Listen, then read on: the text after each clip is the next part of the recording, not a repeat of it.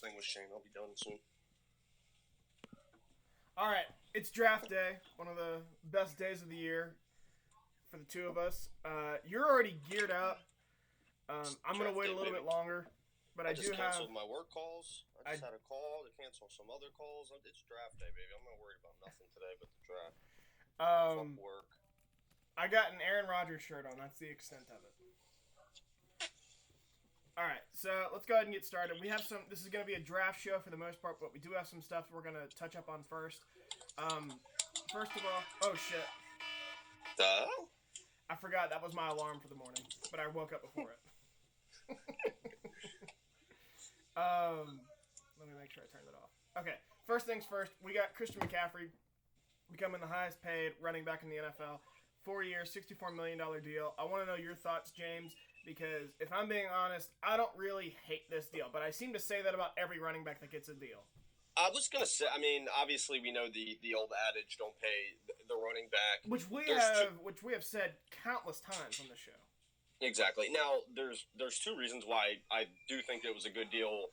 One, he isn't just a running back. I mean, he really does touch the ball like 200 times or way more than that. He touches the ball probably 400 times a season, maybe even more sometimes. So that's one thing. I mean, he's just simply touching the ball more than anybody besides the quarterback. So him being, one of the higher paid players, if not highest paid player. Was he a 1,000-yard receiver this year?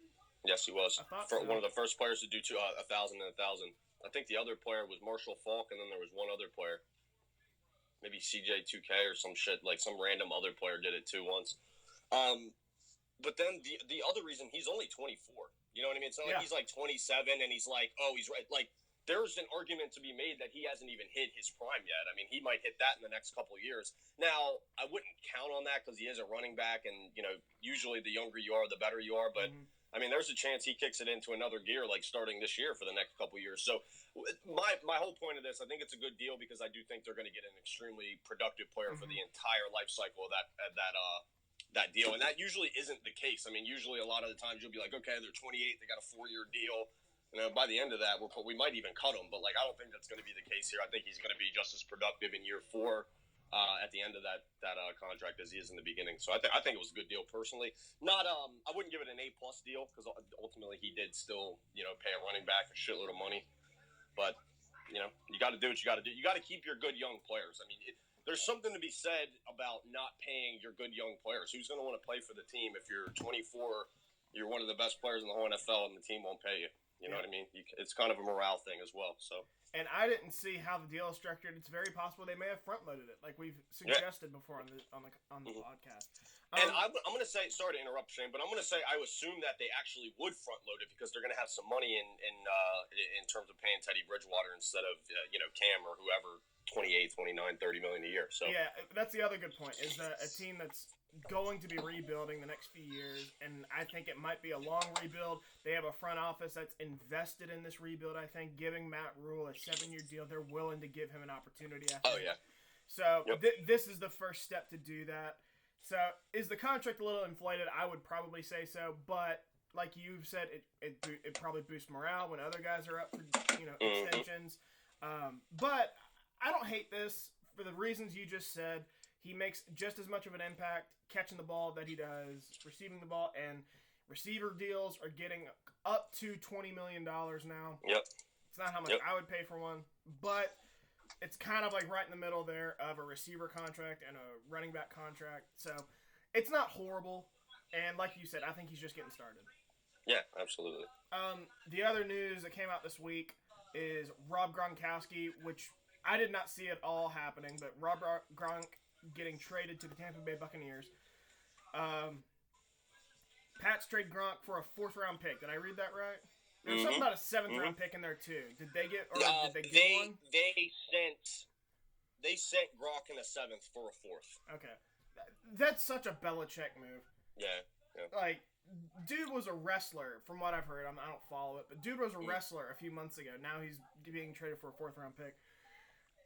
James, I don't know what you think. I think this move is a little overhyped.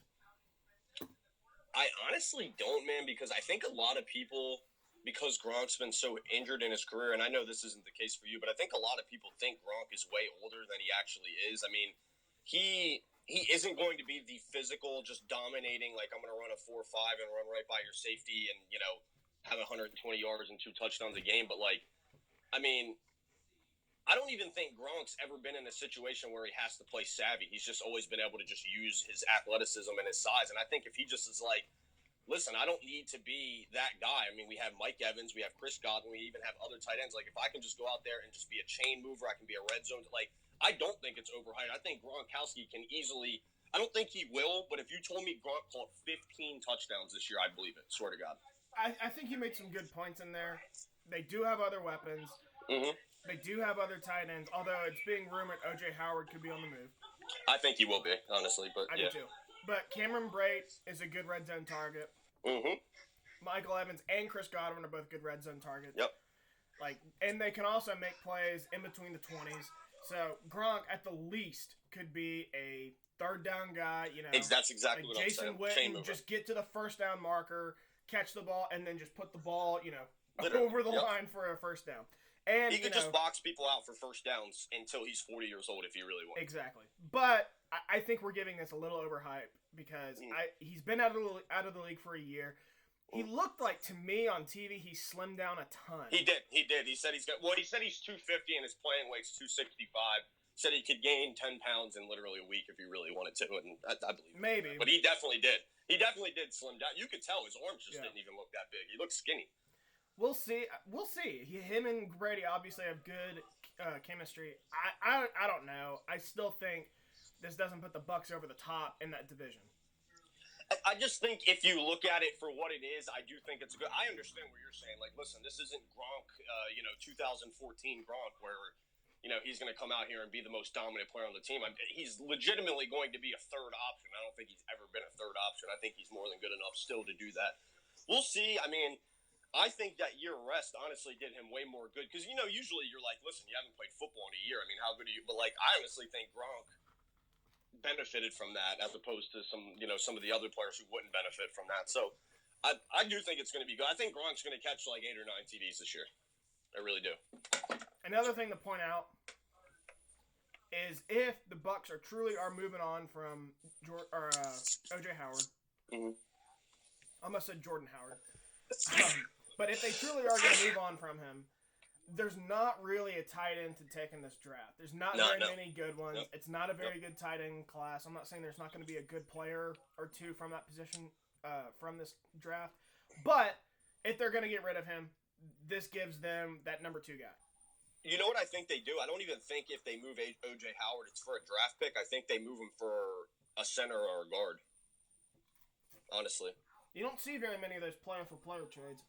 I know, but I honestly think, and they might throw in like a, if it's a really, really good guard, it might be OJ and a pick, or if it's like a mid-level guard, it might be, that guard and a pick for OJ. Like, yeah, I mean, I doubt it's going to be just straight up that player for that player, but they do happen sometimes. The Giants and the Browns did that the other year for, I think it was Peppers and a. It was OJ Beckham, wasn't it? OJ Beckham for Zeitler and Peppers and maybe a pick. I think it was a pick too. You're right though, but you know what I mean. Like I think if they do end up moving him, which I honestly don't think they should, because Gronk is going to come play for like a year or two, just like Brady is, and then you're going to have keep O.J. Howard while he's cheap. I think he has elite potential. So what would you give up for O.J. Howard? Third. Yeah, that's about what I was going to say, a third. And I think, honestly, he has literally the talent to be like, I would give up a first for him. He hasn't he was a first, and he hasn't quite lived up to it. Exactly. That's exactly why I wouldn't. But, like, I do think he could potentially, once he reaches his peak, be worth a first-round pick. I just remember his combine measurables and being like, this dude is going to be an absolute beast. Reminded me of Vernon Davis. I mean, he was just like, he's too athletic not to be really good. I agree. But yeah, he was a first-round pick. They're not going to get that in return. I don't even think a second in return. They won't get a second for him. Yeah. Third, I think, is when, I think we can make a deal happen. Exactly. Last up, XFL talk. Oh, I know what I want. I wanted to wear my XFL hat, but it's way over there. I don't feel like getting it. I want one, dude. I want one. Well, now you're going to have to really find it because they're bankrupt. Yeah, I know. You think they come back? They could, but they're bankrupt. They fired their entire staff. That's a shame, dude. Our former athletic director, Oliver Luck, and former XFL commissioner, has sued Vince McMahon over Wow, I wrongful didn't know that. termination. Yep, we ran a story about it last night in the paper. I think that that's very interesting. I don't know, like, in retrospect, like, at first when I read it, I should say, I didn't know what to make of it because it, like, the XFL just had bad luck. They were doing well, at least I think they were, and the coronavirus happened. They had to shut everything. You look like a convict. I'm dead serious. You look like a convict. But they shut everything down. Then they canceled the season.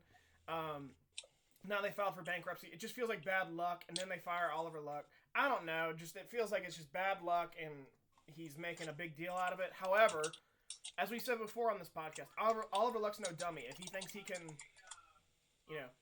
win some money out of this or whatever you do with a lawsuit of that magnitude, I think he might have a chance.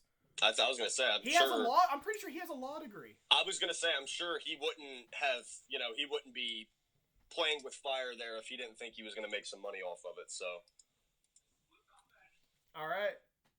So I just wanted to touch up on that. We don't have. No, to I honestly didn't know, so I'm glad you told me that. That's actually quite interesting. Yeah, we don't have to go in great detail. I just wanted to touch up on that. I don't think Oliver Luck's a dummy, but it's definitely not a good look for the XFL and Vince McMahon right now, who has already lost money with the XFL the first time. He's lost money again this time. Again, not really his fault, but now he might even lose more money. Yep, I was going to say. All right, so let's get into the draft here. What was I going to do? Okay, let's do over-under positions taking in the first round. Some of these odds that I found were from William Hill and Bovada. Okay. Some of these I just made up on my own because I couldn't find the position. But, so let's get started here with the offensive side of the ball. Most important position, the quarterback position. Right now, the over-under is set at 4.5. Is it going to be above that or below, or over that or under that? You know me, usually I do go with more quarterbacks being taken, but I legitimately think that there are only 4 actual prospects worth taking, so I'm going to go under. I do think 4 are taken, though. I agree. 4 are going in the first round. I don't think... I would say... I don't know about 3 in the top 10 with this Tua news, or the Tua rumor, so to speak. But I don't think Jordan Love is going to be there in the 20s. I think he's going to be... I don't either. I don't either. Yeah. So, we both agree on the under for that. Running back is set at 0.5. What do you think? Honestly, I want to say under really bad, but I do think, like, Miami or somebody is going to take, like, Swift in the first round, and maybe at the end of the first round. I will go over. I think 1 gets taken. I'm going to agree. I'm not super confident in it, though. Same. That's exactly how I feel. I wouldn't be surprised, but because believe me, if a running back gets taken, it is only going to be 1. It's not like there's going to be 2 or 3. It's going to be 1 or 0. Agree. But I'm going to reveal my mock draft here in a little bit on the podcast, and then I'm going to post it to my blog. I don't have a running back in the first round, but I still feel like there's going to be 1 taken. I just don't know where. Absolutely. So we're both in agreement there on the over. Wide receiver is set at 5.5. I don't know about you, James. I think this is a number I would hammer for the over. Yeah, I was going to say, because there's 2 ways this could really go. One, you can look at it, dude, there's just a lot of really good receivers, and they're going to be a good run. Or you can look at it as, our team's going to go, listen, there's a lot of really good receivers. I think the top might be a little bit overrated, and it's more of like a bell curve draft where, like, the top isn't absolutely, it's not Calvin Johnson. I have heard several draft people say, like, this one, it's a really deep receiver class. The elite players, there are really about 4 of them. Yeah. Are gonna be gone by the 20th pick, I think. Yeah, exactly. So after that, though, is when you see, like, it's like the most quality receivers, though. Exactly, and that's exactly how I was looking at it. I do think there are really quality players who they are going to come off, but I do think there's a chance that some of the teams just go, listen, I'll take T. Higgins at the top of round 3 as opposed to, trading up for, Jerry Jeudy in the first round or something. Like, these teams might look at it like that. I'll give an F to any team that trades up for a receiver in this draft. Yeah, exactly. And Philly might do it. Philly might trade up for CeeDee Lamb or something, I'm telling you right now. So we'll see. It depends with Philly. We can get into that later. But no, I mean, I definitely think you can make an argument for both, but I would lean towards, listen, dude, we're not. It's not like we're one wide receiver away from winning a Super Bowl, so don't mortgage like the future the on a way wide this receiver. board is falling, there's gonna be a receiver like Yep. there, I mean, dude, like top 5 of the board. Dude, they were getting like Terry McLaurin's last year in like the 4th round. Like, there's going to be players like that later on that people don't know about right now. So I want them to take a receiver high, and then I want them to take 3 receivers in this draft. They really need it, honestly. They do, straight up. And I think Alshon, there's a chance that we trade a pick and Alshon away for something really low just to get Alshon off the team this draft. So we're both in agreement on over for receiver. Mm-hmm. Okay. Yep. O-line is set at 6.5. This is another one, James. I'm hammering the over. I think there's going to be a lot of offensive linemen taken in the first round. What? Say that again? I think there's going to be a ton of offensive linemen taken in the first round. No, absolutely. They're absolutely, and it's going to be mostly tackles. I don't really see maybe that one center, Cesar Ruiz from Michigan being. He's the only interior O lineman that could go in the first round. Yeah, but there's going to be a lot of tackle. They said this is one of the better tackle drafts of all time. So 6.5. Yeah. I'm hammering the over. I have more than that in my mock draft. Offensive line, I do. I'm going to say, yeah, I'll go that.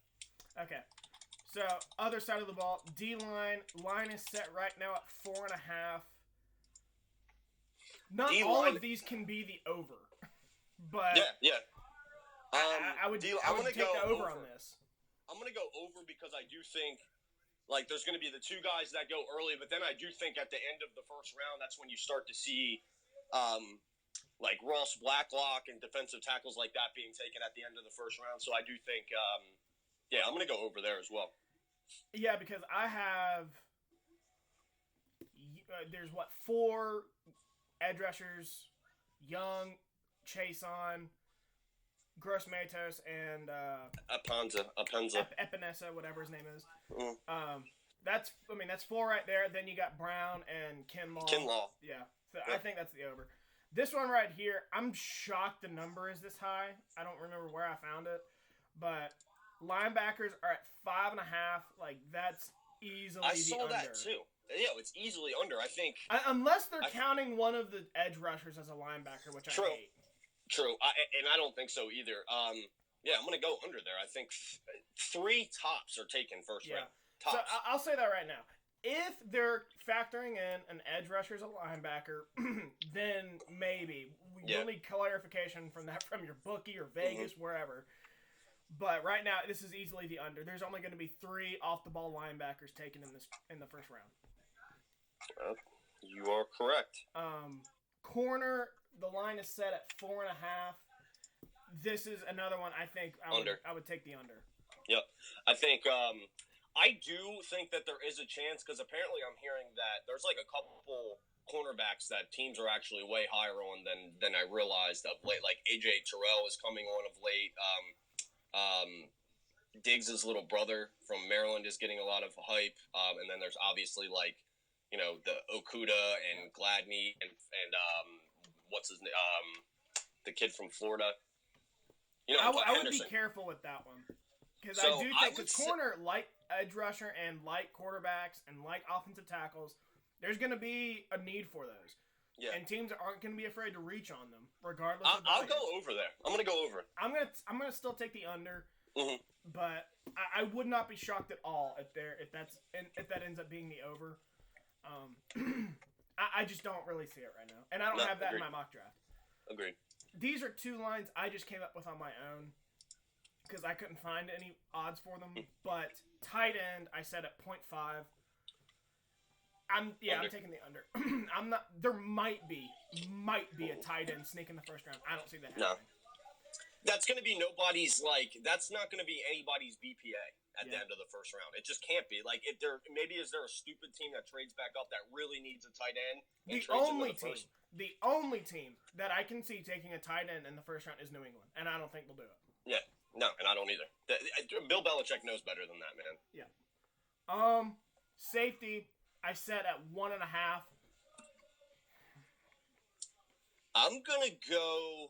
This is the DBs. See, dude, I think are the biggest uncertainty in this draft. I do think McKinney definitely goes first round, and I could see one of those other safeties slipping in late first round. I'm gonna go under, but I think that could be an over. I think I'm taking under as well. Mm-hmm. Although I would keep a sharp eye on Antoine Winfield out of Minnesota. Yeah, a lot of people like him. They said if he didn't have injury concerns, he'd be like a top 20 pick. Yep, I agree. All right, so what we're gonna do now is we're gonna go pick by pick.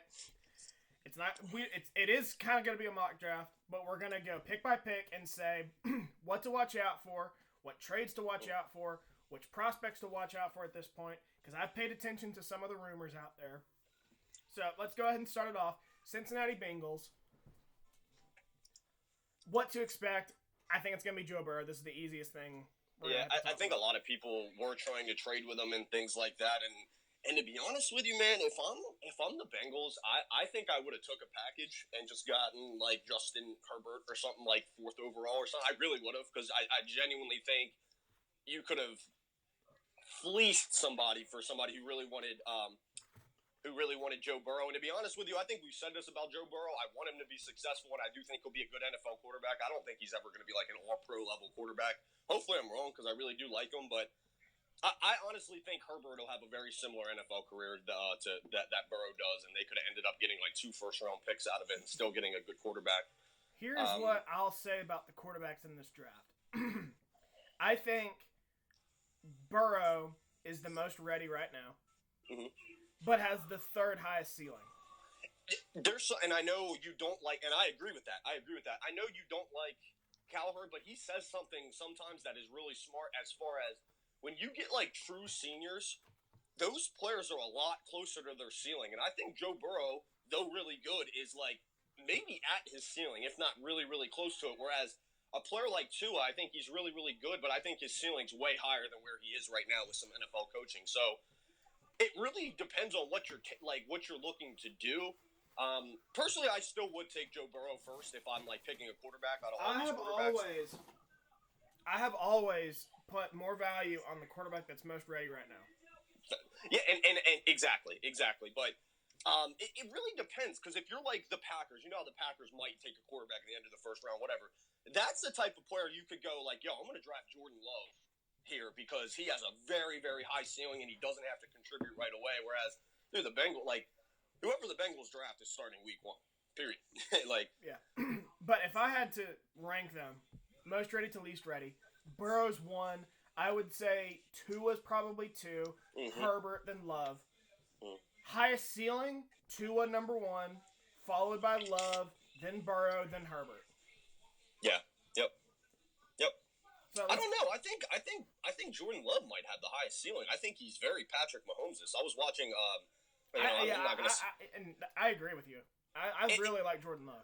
He would have to go to the right team, but I legitimately think like the Patriots or somebody could pick him like 20, whatever they are, 23 overall, and like if he can get drafted after the 20th pick and go to like a playoff team that has good infrastructure right now, I think that kid could be a Pro Bowler. I really do. I don't think that's gonna happen. He has and I don't either. I think he's going to end up going to. If one of the playoff teams want him, they're going to have to trade up for him. I think it's going to be the Colts. I think the Colts had the highest chance of picking Jordan Love, to be honest with you. You think they're going to trade into the first round? Or the Raiders. Oh, no, I forgot they traded their... Yeah, you're right. They traded their first. I forgot. All right, so let's give a quick pick. Cincinnati, it's got to be Burrow for both of them, yeah, right? Absolutely. Okay. Second one's easy, too. Yeah, it's not second even really one, Washington. They've toyed around with trading back. I don't see that happening. Every team has called their bluff. It's going to be Chase Young.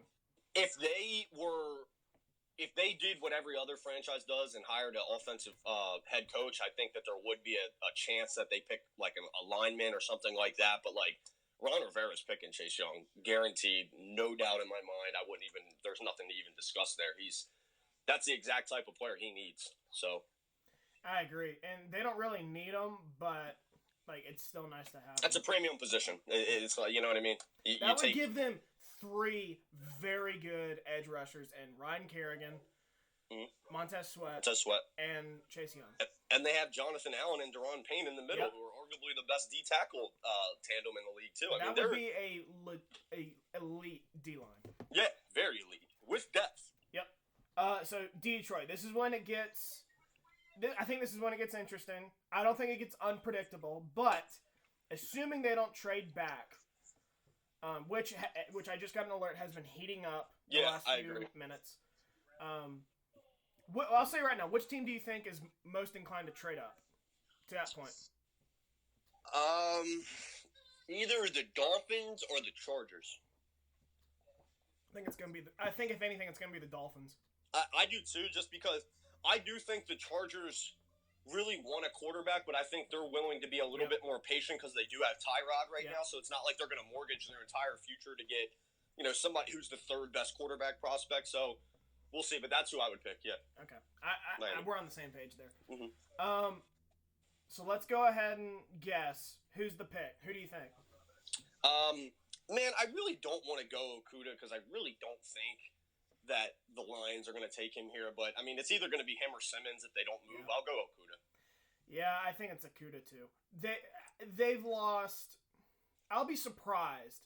I'll say that. I'll be very surprised if it's not Okudah because... And I think Simmons is a great player. But... Combine warrior. They don't have a huge need for Simmons, even though I think he'd be a really nice fit there. Yeah. They've lost Darius Slay. They've lost Quandre Diggs.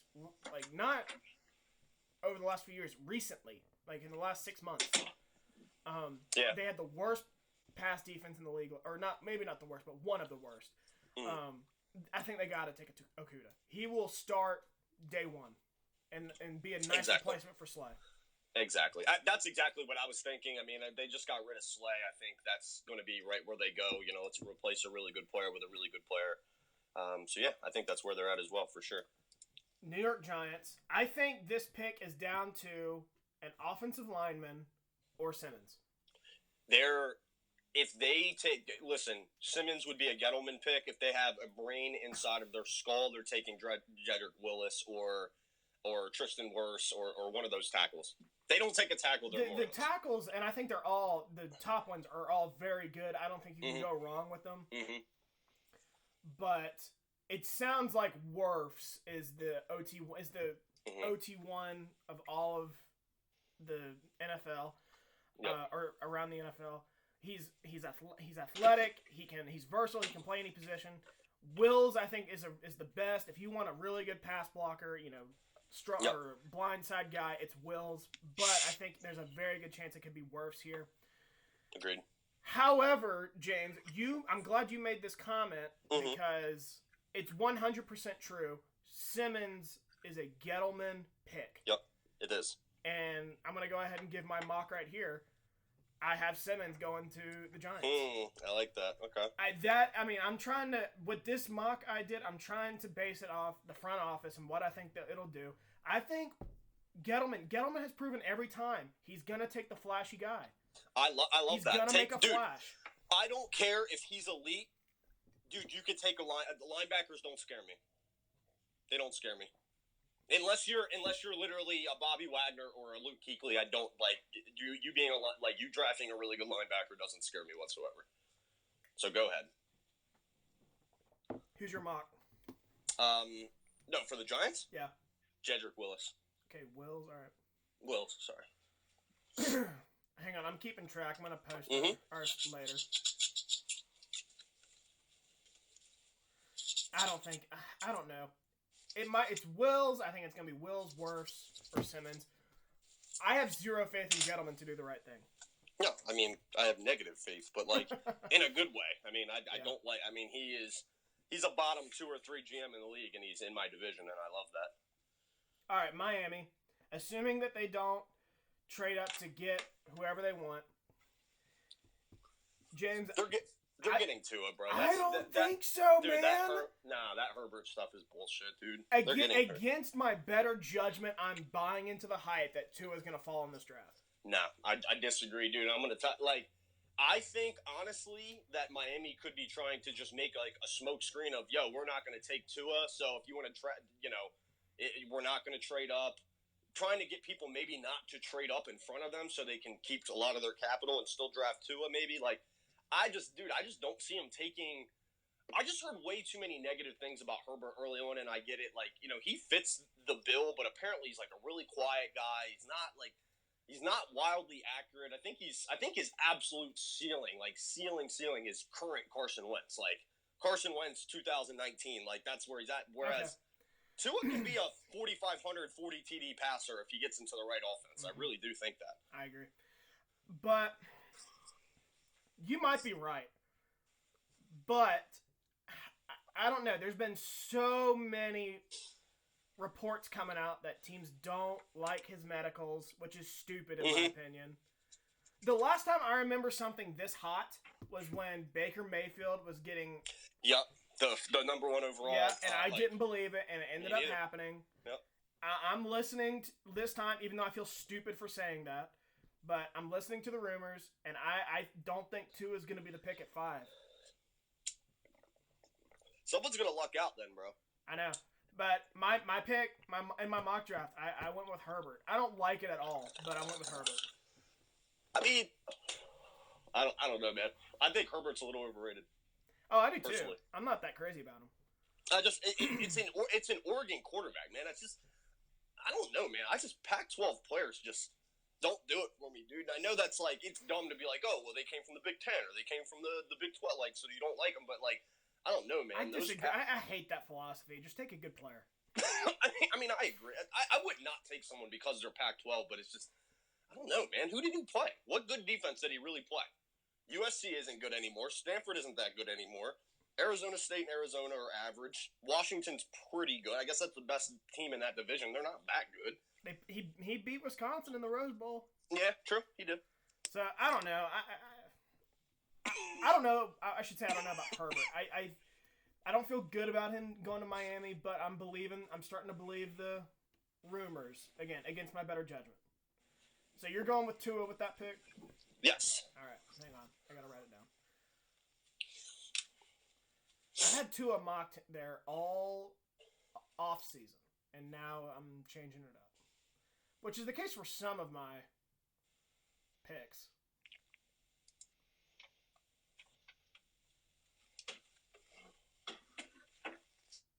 All right. So pick number 6, Los Angeles Chargers. James, I think it's this is obviously the point in the draft where I think it gets really unpredictable. Mm-hmm. I could see the Chargers going, if Simmons is off the board, offensive line or a quarterback. I don't see anything else. I disagree. I could see both of those, but depending on really if they think they could get somebody a little bit later or something like that, maybe they really like Eason or something like that second round, but I think that they're a really good defensive tackle away from being like a absolutely punishing front seven with Bosa and Ingram. So if they pick Derek Brown, I think they're right there, to be honest with you. I think that's a good pick. Now, easily could go. I honestly think the Chargers are going to take a quarterback, but I don't think they're not going to reach for I'm done. I'm done. Herbert. They're going to take Herbert. If Herbert's there, they'll take him. I forgot that I just didn't draft him to Miami. Herbert. All right, so you got Herbert to the Chargers. Mm-hmm. They're not going to Which I think is a good pick. I mean, yeah. I think that fits a little bit better. He has better weapons around him. He gets to stay in Southern California. He gets to stay in nice warm weather. Easy, doesn't have a lot of pressure because the Chargers are one of the sort of irrelevant franchises in the NFL. I think that's a really good pick, and he can sort of be that quiet guy. He's good for LA. I mean, if you're LA, you don't want a flashy guy. Exactly. And Tyrod's not a flashy guy. I don't think Herbert's a flashy guy. I don't really think any of these quarterbacks, maybe outside of Burrow, are flashy. No, I don't even think Burrow. I don't think he's that flashy, but he's got an ego to him. Yeah. And that's kind of what I meant. Mm-hmm. So this is where I feel stupid, but I know I just said I'm believing the hype that Tua is going to fall in this draft. Mm-hmm. However, I feel like if the Chargers are here and Tua's available, they're going to have to take him. Yeah. I agree. I think at this pick, if they don't trade or anything, and one of the 3 top quarterbacks fall 2-6. Like I feel like this is a very similar situation to the Jets a few years ago with Sam Darnold. Mm-hmm. They traded up. They weren't expecting him to be there. They were trying to get a Josh Allen or a Baker Mayfield. Yep. And lo and behold, the best quarterback in the draft falls in their lap. And Exactly. this is the way I feel with the Chargers. Granted, Tua's not. They didn't trade up to get to this point. Tua's not the best quarterback in this draft, I don't think. But he's got the highest ceiling, in my opinion, and he's fallen in their lap. He's a Hawaii guy. He's a great fit. Yep. Like I think they'd be foolish to pass on him if he's there. That's actually a good point. I do think that is technically the closest place in the continental United States to Hawaii, so they would gain a lot of Hawaii fans. That's a good point. Next up, number 7, Carolina. You recently mocked them a quarterback in our last podcast, I'm pretty sure. I don't think they will. They signed Teddy Bridgewater. They brought in P.J. Walker from the XFL. They got Will Grier. I don't think they're going to take a quarterback. No, I don't either. And I'm trying to think of who I might take here if I was them. And I guess you got to go. Shit, man. There's two positions. I'll go ahead and say what I think. There are 2 positions I think here that they are most likely to take, neither quarterback. Mm-hmm. I don't think they could. I think offensive line is a possibility. They've lost some good players on the offensive line this offseason. I don't think they will, though. And if Simmons is available here, I think was just about to say that's who I'm gonna pick. Simmons. That's my pick. Oh, that's right. You haven't had Simmons taken yet. Kuechly replacement. Yeah, I mean, I think if Simmons is there, you gotta pick him because he's a perfect replacement for Luke Kuechly. Maybe even a better replacement. Yeah. I'm not saying he's gonna be better than Kuechly, but he's definitely a more versatile player than Kuechly. Exactly. However, Simmons is off the board for me. So that means I think this position comes down to, this pick comes down to 2 positions: defensive tackle and corner. And there are guys at those positions that are available for this pick. I could see C.J. Henderson out of Florida. There's been a lot of hype that he's going to be a top 10 pick the last few weeks. However, I don't think Matt Rule, a defensive-minded coach, can look past their depth on the defensive line and think we're good. There's no way. Because, especially in the interior, because all they got right now is K'Wan Short, who's going to be a free agent in a few years. Yep. They've, Star Lotulelei is out of town. Vernon Butler's out of town.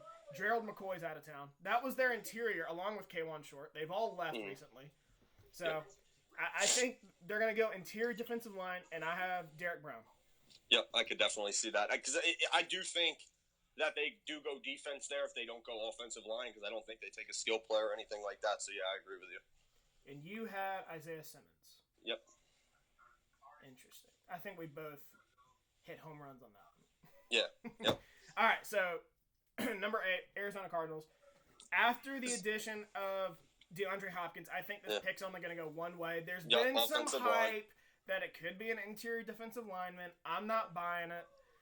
They have a promising quarterback, I think, in Kyler Murray. Just won, I think he won Rookie of the Year. Mm-hmm. He did. They got to keep him upright. I know he can run around, but you got to keep him upright. Yep. I think it's going to be offensive line. I think they go Wirfs, and I legitimately think if Wirfs can come in and be like an average starter year one, that the Cardinals can win 10 games. You're going with Wirfs? Yep. Okay, I think my pick was also Wirfs. I can't remember. Yep. But I think Wirfs is going to be the top offensive tackle on the board. Although, I wouldn't be shocked if it's either of the 4. Four top guys. Because they might have. It depends on what they really like to do. One guy might be more of a mauler than another guy. They might want to do that more. It really depends on what they like, but it's going to be an offensive tackle. I like your pick so far for offensive line. The Giants have a decent interior, I think, offensive line. They need a tackle. So Wills is perfect for that. He's a pure tackle. Then you have Wirfs. Arizona kind of needs help all over the offensive line. Wirfs can play any position on the offensive line, I think, right away. So I like both of your mocks so far for offensive line. Awesome. All right. All right. So, damn, this is a tough one. You know what? This is gonna be my first splash of the day here. What, this next pick? Yep. All right, hang on. I mean, not really a splash, but I do think that they're gonna go maybe a different way here because the board didn't necessarily fall away. Because I think, obviously, if a quarterback starts to slide, I think they'll take like Herbert or something if he falls to them, and definitely Tua. I've heard some people say that. I don't know. I mean, dude, there's no. I mean, listen, dude, I like Gardner Minshew just as much as the next guy. There's no way they're sitting there thinking he's a long term plan. He might be a guy that you can use as a stopgap for 2 or 3 years while you bring a guy along and not be a 2-win team for 3 years. But like, dude, he's not a Super Bowl winning quarterback. Not even close. I mean, he's just physically he's not there. I think he's very good mentally. He's very like savvy in the pocket, but he's just frail. He doesn't have the arm talent. For the people listening, we're talking about Gardner Minshew. Yeah, Gardner Minshew. Jacksonville Jaguars. I don't think it's impossible. I don't. I don't think at this point. I think we both have a quarterback, the top 3 quarterbacks off the board. I don't think they'll take a chance on Love, because I do think that they have faith in Minshew. Yeah, I mean, at least for this year coming up. But go ahead. What do you think? I'm gonna go Judy. I'm gonna go Jerry Judy. I think they're just gonna take a wide receiver. Now, I do think that in a way, CeeDee Lamb can be looked at as a better wide receiver, but I think for the fit, the type of quarterback that Gardner Minshew is, I think he's he did that air raid attack where it's just kind of be very, very accurate, hit the spot when you have to hit the spot, and I think Jerry Judy just fits that sort of mold very perfectly. I think that's the exact type of receiver he needs for the type of skill set that he has. So, especially if they do see him as a long-term fit or at least a semi-long-term fit, I think they should go wide receiver right here. I'll tell you right now, James, I think that's the most underrated move so far. I don't think it's impossible Jacksonville takes a wide receiver with this pick. Yeah. I know DJ Chark had a good year. They just released Marquise Lee. They don't have very many good pass catchers. And I like DJ Chark. I like the other guy that they have out of Oklahoma, D.D. Westbrook. Yeah. They need another guy. And neither of those guys are, I would say, wide receiver ones. No. And maybe lower level wide receiver ones, but like, dude, they need a guy. Yep. And I think, honestly, Jerry Judy is like an exact clone of Amari Cooper. I think they're literally the same player. I do like that pick. And very underrated. However, I'm going in a different direction. I said 2 picks ago with Carolina, there has been massive buzz around this player for the first round, and I'm going C.J. Henderson. I like that. They've lost Jalen Ramsey and A.J. Bouye the last offseason, I think, or the last year. I don't really remember. But like they gotta find a replacement for either of those guys. I'm not saying Henderson's gonna be as good as Jalen Ramsey. He might be a good replacement for AJ Bouye though. Absolutely. And like corner, like we said, corner is a position teams will not be afraid to pull the trigger on. Exactly. And I mean, C.J. Henderson, they were mocking him to the Eagles like a couple months ago, and I was like, no, but now he's like all the way creeping up to the top 10, so I wouldn't even be mad if they grabbed him now. I think to get like perfect value for him is in like the teens. Exactly. However, like if Jacksonville gets him at 9, I wouldn't think that's a bad pick at all. No. And pretty good value. Anything else? I could see offensive line. I could see your pick wide receiver. I could see a quarterback, but only if like Tua's on the board. Yeah, exactly. Agreed. It's too early for a safety. Simmons is off the board. I think Henderson's a good pick. They could go defensive line. I think any edge rusher at this point is going to kind of be a reach. But I think I could see Derek Brown or Javon Kinlaw right here. And by the way, I think that there's a very, very, very, very, very good chance they trade that pick because they need to replace a lot of good talent. Yeah, I agree. Very high chance of that. But yeah, I think your pick there is spot on. I think they could easily do it. We'll bring it up later. I know what I was going to say about trading up, but we can bring it up later with this team. Don't let me forget. I'm going to put an asterisk by it so I don't forget. All right, so number 10, Cleveland Browns, rounding out the top 10. I think the only pick here is going to be an offensive tackle. Andrew Thomas, Georgia. It's going to be the best tackle available, and they're all graded like very, very highly. I mean, this is outside of receiver maybe. And even then, I think you have a pretty consensus about who's 1 or who's 2 at receiver. But tackle, I've seen a lot of different OT1s. Yep. And I think you really just picked the flavor that you really like with a lot of these guys. And to be honest with you, I think a guy like Mekhi Becton can be very, very highly drafted just because if the team has a really, really good offensive line coach or something. His ceiling, I think, is through insane. Jason Peters. Roof. He could be Jason Peters. I mean, think how often do you come across a guy who's 6'9", 8. 9. It feels like 360. 360 pounds, and like that's not overweight for him. Like he No. runs very fluidly. He's very athletic. We can get into him later, but The crazy I really thing like him. is like, you know, a lot of people really just train just for their 40 at the combine and stuff. Like if he did that and like just like he could easily, I think he could run like a 4.9 if he dropped 20 pounds and just like, I mean, he's probably the best athlete in the whole draft, to be honest with you. I agree. So you said Andrew Thomas. Trying to think of who I had. I had the first tackle off the board at 8, I believe. So that means I have Jedrick Wills going to Cleveland at 10. So number 11, New York Jets. There has been chatter. Again, I think this position comes down to, this pick comes down to 2 positions. It's either going to be a pass catcher, or tackle, or it's going to be a tackle.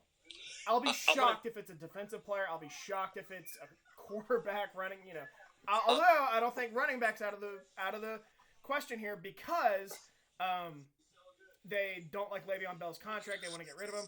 However, I really like their new GM. I know you know very well. Used to be in Philadelphia. I really like their GM. He's going to do the smart thing here. I'm going to tell you right now, because I know their GM, he came from the Ravens and the Eagles, and if there's one thing you could take away from both of those teams is they build in the trenches. If one of the tackles is there, everybody in that organization besides Joe Douglas might want a CD Lamb or a Henry Ruggs or something. They're going to take a tackle here, I promise you. I'm picking Mekhi Becton. They're going to Joe Douglas is from that philosophy. He stuck with it the whole time in both Baltimore and Philadelphia. That's what he's going to do. I'm telling you right now. I really respect that pick. However, Mekhi Becton's a guy, keep in mind, some negative stuff has come out about him. I can't remember what. Do you know? Is it a drug test or something? They said that his drug test got flagged, but then his head coach at Louisville came out and was like, this kid did not fail a drug test. I'm telling you right now. So, like, his coach really went to bat for him. I mean, dude, I'm going to tell you right now, I don't think smoking weed's that big of a deal, but if you can't not smoke weed before the fucking combine, like, you have a problem. I completely agree with you, James. You know what I mean? It's not a big deal, but it's like a job interview. Dude, you have to fucking, like, you got to do what you got to do to get in the league, dude. Like, if you can't smoke weed for a few months, don't smoke weed for a few months. Like, but it's at the same time, like, I mean, if his coach... It wouldn't stop me from picking up unless it's been a serious problem. Unless it's like a repeatable problem. But yeah, I did see that. But apparently it was just flagged, and his coach went to bat for him very, very hard. So, you know, we'll see. But I do think they go tackle here. Okay. And I also think there's a chance that 3 tackles don't get taken before them, and they get a chance or a choice to pick from, you know, maybe a couple, maybe even, I think there's a very good chance that 3 tackles, maybe all 4 tackles are gone by this point. Yeah, exactly. So they got to take a CD Lamb or a Jerry Jeudy. Yep, exactly. Which, if that's the pick, like, that's not bad at all. But we think they should start from the ball out. So you said Mekhi Becton. I really like that pick. Same. I'm going offensive tackle. Our boards are a little different. I said Andrew Thomas. Okay, I like that. So Andrew Thomas is gone. 12 Las Vegas Raiders. I think this could be a lot of different things. It could be a wide receiver. It could be a corner. It could be a defensive lineman.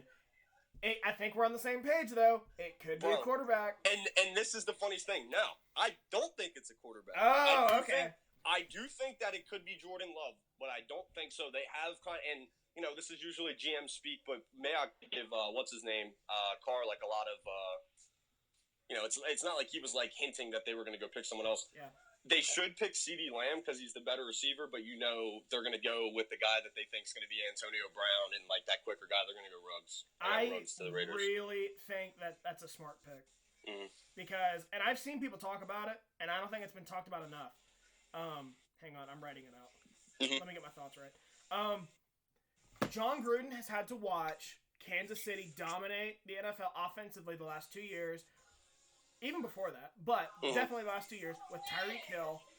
What better way to combat that than by getting arguably the next Tyreek Hill and Henry Ruggs? Exactly. I really like that pick. Yep. And that's what I'm saying. Like, I know that probably 9 out of 10 teams would have CD Lamb as a higher rated receiver, but the Raiders, the Las Vegas Raiders trying to get butts in the seats, are taking Ruggs, dude. I agree. They're taking the speed demon. James, I said this could go in a lot of different directions. This is kind of when I really went bold. I have Jordan Love going to the Raiders. Yeah, I don't think that's that bold, bro. I really don't. I think they've done John homework Gruden, on all these quarterbacks. They've been linked to all of them. It's been no secret that Gruden's not crazy about Derek Carr, who we have kind of defended on this show. But even I'll admit that he's not that good. I mean, he's fine, but he's not that good. He's kind of like a Kirk Cousins. Although I think he's better than Kirk Cousins. But I have them taking a project in Jordan Love. That's a guy I think you bring in and say, see how he develops. He might be the face of the or he might be the face of the franchise. But it gives them leeway because Derek Carr's not a free agent until 3 more years. They can still ride out his deal. They can keep Jordan Love, and develop him for 2-3 years, however long. Yep. And see what happens. Yep. So this pick, San Francisco, I'll say right now, I will be shocked if I don't know about shocked. I'll be surprised if San Francisco doesn't trade back. Stays put, yeah. They're not going to. But if they do, I really think they're going to try to replace Buckner, and I think they're going to take the best defensive lineman on the board, and I think they're going to take what's his name? Javon Kinlaw. Javon Kinlaw. That's my pick for them. I don't hate that. I disagree. I just think they're going to trade, to be honest with you, so it's kind of a moot pick, but yeah. I didn't know this. I knew that they were struggling with draft capital, which for a lot of people that, a lot of people are like, who cares? They have 2 first-round picks. Who cares about draft capital? However, it's a big deal because they have 2 first-round picks, but then after that, they don't pick again until the 5th round. Yeah, exactly. I think they can trade back once, probably even twice. Yeah, they honestly might trade back both picks, one of the picks multiple times. I would not be surprised at all. I could see John Lynch being like, yo, I want, one late first and a bunch of seconds and thirds. This is a prime spot, I think, for a team, a playoff team that likes Jordan Love, if he's still available, to come in and get him. New England, I don't think New Orleans has the capability of trading up because they only have 5 picks unless they give up future picks. I think this is prime position for someone to trade up to get Jordan Love if he's available. Yep, I agree. Because San Francisco, honestly, I think might take anything. Yep, agreed. They have a really good roster. They're going to go BPA. I agree. So you said Javon Kinlaw. Yep. Don't hate it. I disagree. I took a wide receiver with this pick, and unlike you, all the receivers are still on the board. There has been chatter that CeeDee Lamb is going to be the top wide receiver taken in this draft. I have CeeDee Lamb going to the 49ers. And I really like that. I love that pick. Yeah. No, I love that pick. Like, CeeDee Lamb, I think, can dice up any defense. And they would have 3 really good options to dice up the defense. CeeDee Lamb, Deebo Samuel, and George Kittle. Like, any of them can dice up a defense. Yep. So, Tampa Bay,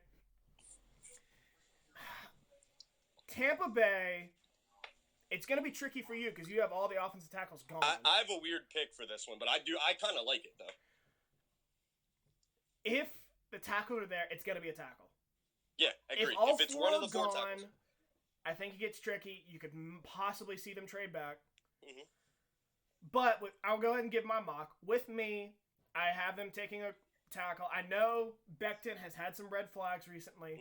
It might cause him to fall. However, I do not see him getting past the Buccaneers at 14. They are in win-now mode.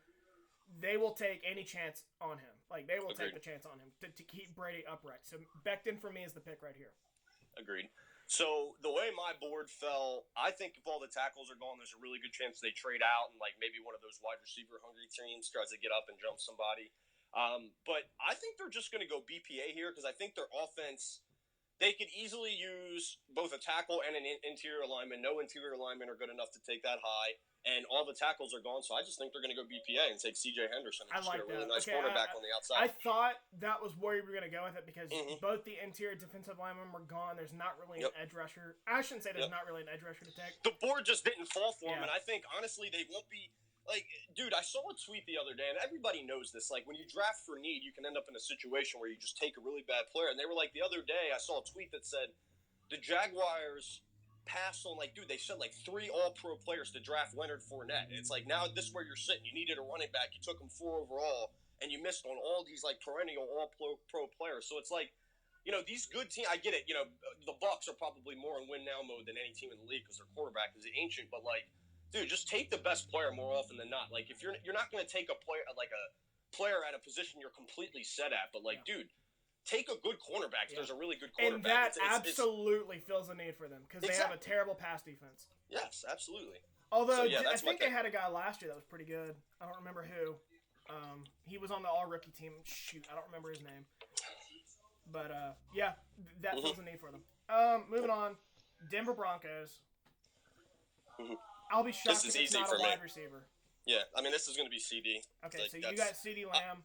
I think they're ecstatic if CD Lamb falls to 15 right into their lap, to be honest with you. I mean, they're in prime position to take either of those three guys. Even Justin Jefferson. If by somehow all three of those are gone, Justin Jefferson's going to be the pick. Agreed. So I want to throw this out there and give you a shout out, James, because you have taught me this over the years. But I'll get into it a little bit later. Denver, I'll go ahead and say right now, I think they're going to focus on the offensive side of the ball. It could be an offensive lineman. It could be a wide receiver. It's not going to be a quarterback. It ain't going to be a running back. It could be a defensive lineman if they really want to throw a wrench in it, or a corner to replace Chris Harris Jr. But I don't think they will. I think they have something special in Drew Lock. Get him some playmakers. And I'm gonna tell you why I have this player going here, in which the player I have mocked at 15 is Henry Ruggs. So Jerry Jeudy's still on the board for me. And it's not really because of the rumors recently that his meniscus is, they're worried about his knee. I've heard that that's all clear. No one's really worried about it. However, I want to throw a shout out to you, James, like I said, because you have taught me speed is the name of the game. I think very good chance Ruggs is the first wide receiver taken in this draft. I think he's going to be overdrafted because of his speed. Yep. And Ruggs, I think, very good chance. I don't know if it will happen. Very good chance he's the first wide receiver taken. Very good chance he's picked before Jeudy. Very good chance, or even very good chance he's the second and picked before Lamb. But we saw this with John Ross, and we have said it. I'll be shocked if he's really here at 15, because I think someone's going to take him. I don't know who. I do too. Someone's going to take him. I just don't know who. And it's hard to tell. But if he's there, I think Ruggs is the answer. Because they have a good outside presence with Cortland Sutton. Get him a home run hitter. Drew Lock has the arm to get him the ball. Yep, agreed. All right, so moving on. Atlanta Falcons. This is the team that I marked with my asterisk. Because Atlanta is trying like hell to get into the top 10. At first, I didn't know who. At first, I thought it was C.J. Henderson. However, reports have come out the last 24 hours or so. They're trying to get Chase Young. Yeah, I saw that. They're trying to get the number 2 pick. I don't think it'll happen. That's way too big of a jump. They're gonna have to give up the house. But that shows what they're going after, and that's an edge rusher. So I think that shows their hand. C.J. Henderson's off the board for both of us. I think that's the next pick if they don't if they want him. But I think it's going to be an edge rusher here. I don't know what you have. I have K'Lavon Chaisson out of LSU. Yep. That's the exact same pick that I have, because that's exactly what I saw, and I know the Cowboys really would have won. That would be who I'd mock to the Cowboys, but yeah, I have the Falcons taking it right before them, to be honest with you. Hang on. I'm behind on I'm recording your mock here. So you have Henderson going to the Bucks. Lamb to the Broncos, and then Chaisson to the Falcons. All right. Now, you're going to be shocked with my next pick, but I am, absurdly, weirdly confident about this pick, the Cowboys pick right now. I'm looking forward to it. Hang on, though. I want my full attention on it. Okay. All right, LSU. Do I hear Workaholics? Yeah, sorry. Should I turn it down? No, it's fine. I love Workaholics. Dude, it's the best. So 16, we both have K'Lavon Chaisson. 17. I know. So go ahead. If this does happen, I don't want you, because if we agree, I'm going to be mad that you took my point. So let me. Well, no, we don't agree. I can tell you right now, because you already have the guy, or you've already mocked the guy that I have. All right, go ahead then. So I want to preface this though. Dallas, if this is the way, according to my mock, and I'll post it a little bit later, if this is the way the board falls for Dallas, it's incredibly bad luck, because they need an edge rusher. K'Lavon Chaisson just went off the board. There's not a corner to take. Henderson and Okuda are off the board. Yep. I don't think they'll trade up for any of those guys either. Yep. If that's the case, that's really bad luck for Dallas. Yep. And I wouldn't hate it. Yep. Me neither. So I think that there are 3 positions here where Dallas can pull the trigger on a guy. One is interior offensive line with the loss, I should say, of Travis Frederick. It's too early though to take one. It could be a wide receiver, and it could be a safety with Jeff Heath leaving town.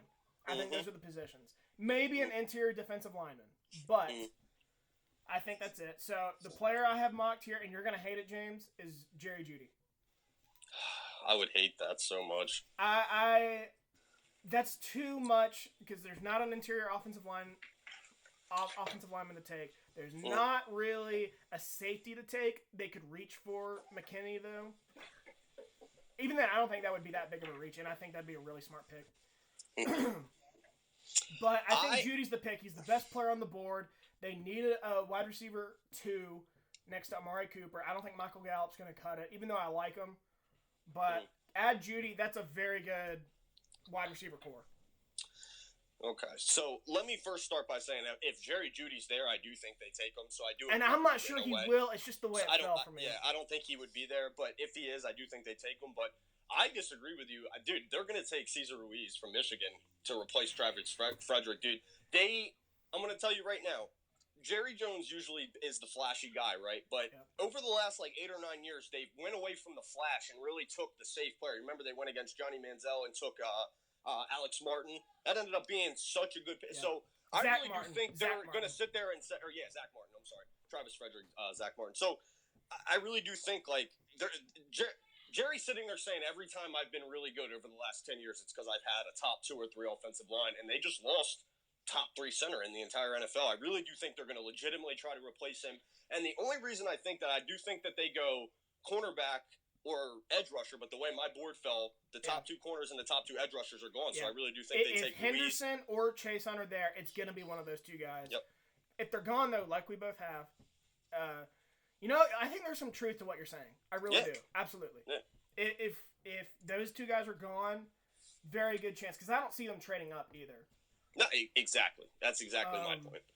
I think very good chance it's Ruiz. However, if Judy's there, like it is with my draft, which I'm not sure it really will be, but it'll be Jeudy. But yeah, I think there's some truth there. If Judy's gone, Chase Young's gone, Henderson's gone, good chance it's Ruiz or McKinney. Absolutely.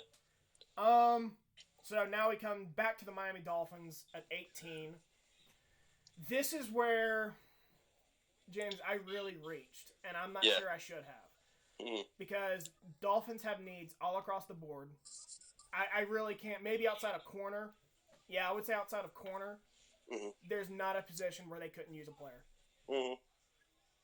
And I really reached for a player here, and I don't like it, but offensive tackle Josh Jones out of Houston.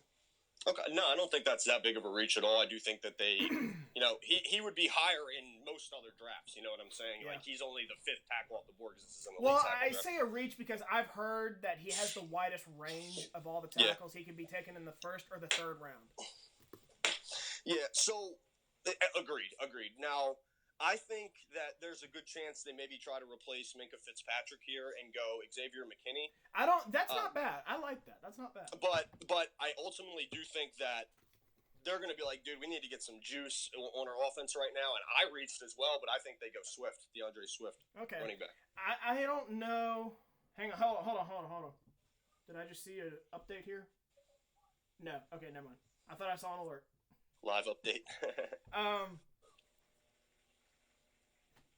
I don't hate the McKinney idea, but I don't know if I've mocked Swift to Miami with this pick a few times, but I don't know. Like, they got 5 picks in the first 2 rounds. I think they're content to wait until 26 or the 2nd round to take like a Jonathan Taylor, who will start immediately and be a good player.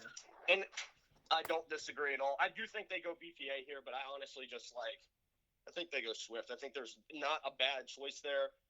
Very good chance they take McKinney, but I don't think they end up doing that. Yeah, this is the toughest one I think, to mock for Miami. We know they're likely going to go quarterback, Mm. but their offensive line's terrible. I think there's a good chance this could be an offensive lineman. Yeah, agreed. So, and as for preview of the pick, like I think expect anything, maybe except corner. Like they need help all across the board. Yeah, agreed. Highest rated players who they're going to take on their board. So 19, we're back to the Las Vegas Raiders. Who did you have them taking at 12? Ruggs. That's right, Ruggs. So I doubt you have them doubling down on receiver. Although I don't think it's impossible. Mm-hmm. So what do you think? What positions do you think are up for grabs? I think this is where John Gruden does a backflip that Jordan Love fell to him, and he takes Jordan Love. Okay. See, I originally had that. So we both had Jordan Love mocked to the Raiders. You lied to me. You bastard. But I just didn't. I took a page out of your playbook and said a quarterback's going to be taken early. You always say there's going to be a run of quarterbacks early. Like, listen, this is just the way my board fell. So I don't necessarily think like, oh, we're going to take them at 19. Like, I think they thought Jordan Love was going to be gone, and the fact that they could get him at 19 without doing anything is good to them. So I do think they take Jordan Love if he's also there at 19. I just don't think he will be, but my board fell that way because there's no trades. Yeah. Hang on, I'm writing it down. If there was trades, you could, dude. I mean, the board could fall a trillion different ways. It's impossible to predict. I hate mocking trades. I really hate. Yeah, I do too, because they're literally impossible to predict. I mean, you just got to do the mock draft in the order that it's. Like, if I really wanted to, I could just bullshit it and mock 29 trades and give Green Bay Chase Young. Exactly. Literally, just sit there and just do like a chain of trades until it gets down to your team, basically not even having to give that much up for a really sick. Yeah, I mean, dude, come on. Vegas, you have Jordan Love. If they walk away with this draft with Henry Ruggs and Jordan Love, I will applaud Mike Mayock because he already had one good draft last year. This is the start of another draft, or another good draft. I would not hate that at all for them. However, we have basically the same thing. No, not basically. We do have the same thing. A quarterback and a receiver. They're going to take a receiver at 12 or 19. Maybe even double down if Jordan Love is gone. Mm-hmm. I don't think it's impossible they double down. They could take a corner if C.J. Henderson's still on the board. I don't think he will be, though, at 19. They'll have to trade up. Mm-hmm. Or he'll be there at 12. It could be an interior defensive lineman. I still have Javon Kinlaw on my board. Mm-hmm. I think that'd be a good pick, honestly. They could easily walk away with Henry Ruggs and Javon Kinlaw, and I think that would be a great first round. Don't think it's going to be a safety. I don't think it'll be an offensive lineman either. They got a good running back. It's going to be a receiver. It's going to be a receiver or quarterback or corner defensive lineman with their two picks. But I've mentioned this, and he's still available. But Justin Jefferson's still on the board. I've said he will not be available for any of the playoff teams. And I've had him mocked to Philadelphia the entire offseason. I don't think he'll be there. Sorry, bro. Yeah, I know. By the way, like, I didn't really like that pick at first, but I'm really coming around to it. He kind of reminds me a lot of Odell Beckham. I mean, I don't think he's as good as Odell Beckham, but I think he's actually a pretty similar player in the way. They're like spider charts are pretty similar in a lot of ways. I think, Jefferson's a little bit taller, but they're very similar players. I think that's a pretty good comp. Yeah, I agree. So I think Jaguars, right? Jaguars are up next, but I didn't say it. But yeah, Justin Jefferson is my pick at 19. Yeah. Okay. If they walk away with Jordan Love, the reason why I have Jordan Love at 12 is because they can get Jefferson at 19. Mm-hmm.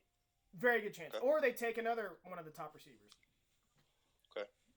Yeah, Jacksonville up next. I'm curious to see who you have.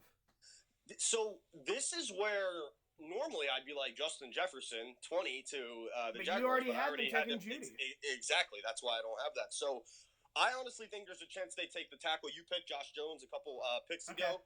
But I don't think that they do that. I think that they're just going to go Xavier McKinney. I think he's PPA, and they already got the receiver James, that they needed. I'll tell you, I wrote about this in my blog when I talked about the mock draft. Jacksonville has done an exceptional job the last 4 or 5 years of just taking BPA. Yeah, and it works. It literally works. You can build a great roster like that. And then you can plug your holes through free agency, which is what good GMs do. Yep. So, I agree 100%, but I ultimately think because they took Judy earlier on, I think that's who I had them taking, that they're not going to take Jefferson right here, and they're going to go BPA, and I think that's Xavier McKinney. I think he can play sort of a Malcolm Jenkins role for them on that he's BPA probably defense. For you at this point. Mm-hmm. And I think that's a need that no one's really talking about. They need to revamp that secondary. Absolutely, and he's just a very versatile player in general. I mean, you can really line him up pretty much anywhere on the entire field outside of defensive tackle. I mean, he can even blitz. He actually had quite a few sacks at Alabama, I read the other day. So it's a good player. So here's my pick. Quarterback's likely not in play here at 20. Unless there's not going to be anyone there. That's why. I don't think they'll roll the dice with Jordan Love. Yeah, I don't either. It ain't going to be a running back. It could be a wide receiver. Could be offensive line, like you said. It could be secondary. Yeah. I doubt it's a linebacker. It could be a linebacker. I shouldn't say that. It could be Kenneth Murray or Patrick Queen. Mm-hmm. But I have mocked, again, best player available. This is where I mentioned that they've done a very good job of drafting BPA the last few years, and I had them taking Javon Kinlaw. Yep. And dude, they're another team that I've seen, and maybe not as much now because Coughlin left, but like they like to build in the trenches, so I think that's a good pick for them as well. Who did you have again at this point? For the Jags, I had McKinney. Xavier McKinney. All right, now I like my mock drafts so far a lot, honestly. See, I feel like that's when we should be worried.